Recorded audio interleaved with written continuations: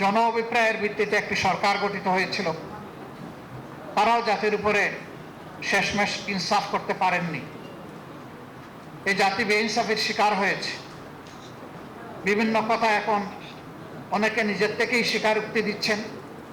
সেই সময় যারা সরকারে ছিলেন আর অনেকে চুপ করে আছেন।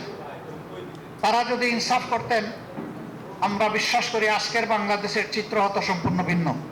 সরকার দেশের আর্থিক ও সাংবিধানিক প্রতিষ্ঠানগুলোতে রাজনৈতিক হস্তক্ষেপ করছে বলে অভিযোগ করেছেন বিরোধী দলীয় নেতা ও জামাত আমির ডাক্তার শফিকুর রহমান। বিভিন্ন পদে অপরাধীদের বসানো হচ্ছে।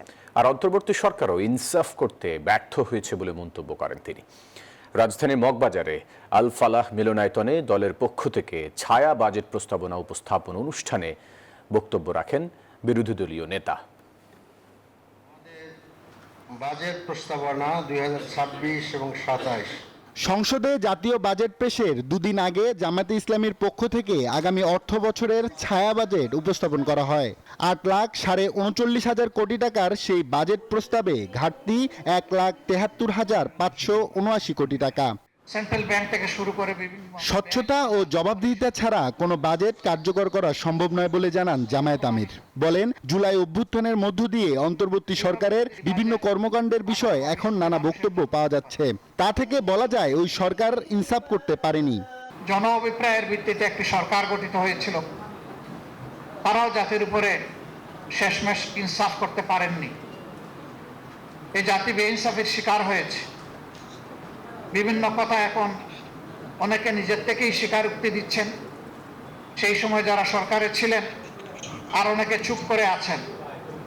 তারা যদি ইনসাফ করতেন, আমরা বিশ্বাস করি আজকের বাংলাদেশের চিত্র হতো সম্পূর্ণ ভিন্ন।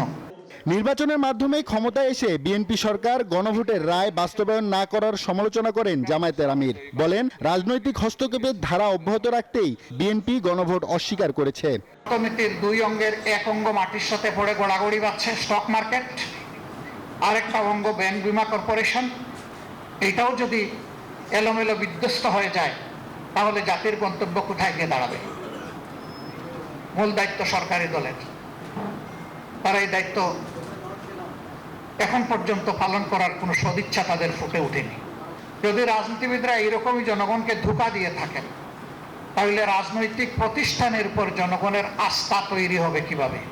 এই ধারা অব্যাহত থাকলে শেয়ার মার্কেটের মতো ব্যাংকিং খাতেও বিপর্যয় নেমে আসবে বলে শঙ্কা প্রকাশ করেন তিনি। সংসদেও বাজেট সম্পর্কে জামায়াতে ইসলামী তাদের পরামর্শ তুলে ধরবে বলে জানানো হয়। প্রস্তাবনা আমরা করব। আব্দুল্লাহ মামুন, নিউজ 24, ঢাকা।